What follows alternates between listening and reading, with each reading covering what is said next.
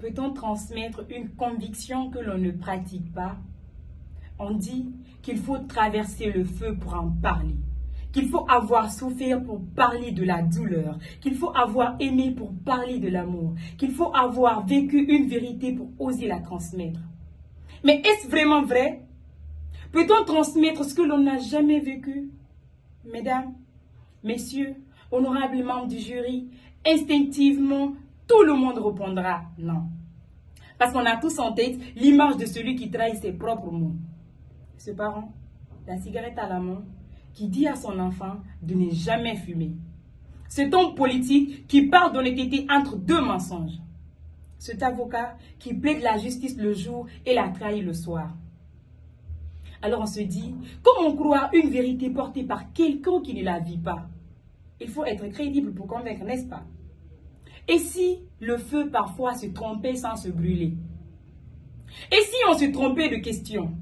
Si la vraie question n'était pas l'a-t-il vécu, mais l'a-t-il compris? Car ce n'est pas l'expérience qui rend une vérité transmissible, c'est la profondeur avec laquelle on l'a comprise. Un acteur pleure la mort d'un enfant qu'il n'a jamais eu et fait pleurer toute une salle. Il n'a jamais vécu la douleur, il l'a comprise. Un historien n'a jamais connu la guerre, pourtant, parfois ses mots font trembler plus que certains témoins. Un poète n'a jamais écrit sur la mort après être mort. Il en parle avant, en l'imaginant.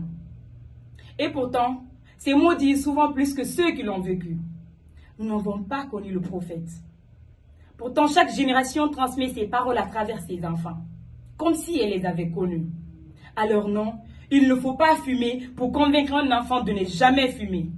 Non, il ne faut pas avoir trahi pour comprendre la valeur de l'honnêteté. Non, il ne faut pas avoir vécu la guerre, l'amour ou l'époque des prophètes pour emporter une vérité. Il faut seulement avoir compris assez profondément pour le rendre vrai.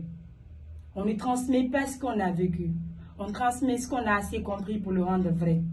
Et vous, qu'avez-vous compris assez profondément pour le rendre vrai?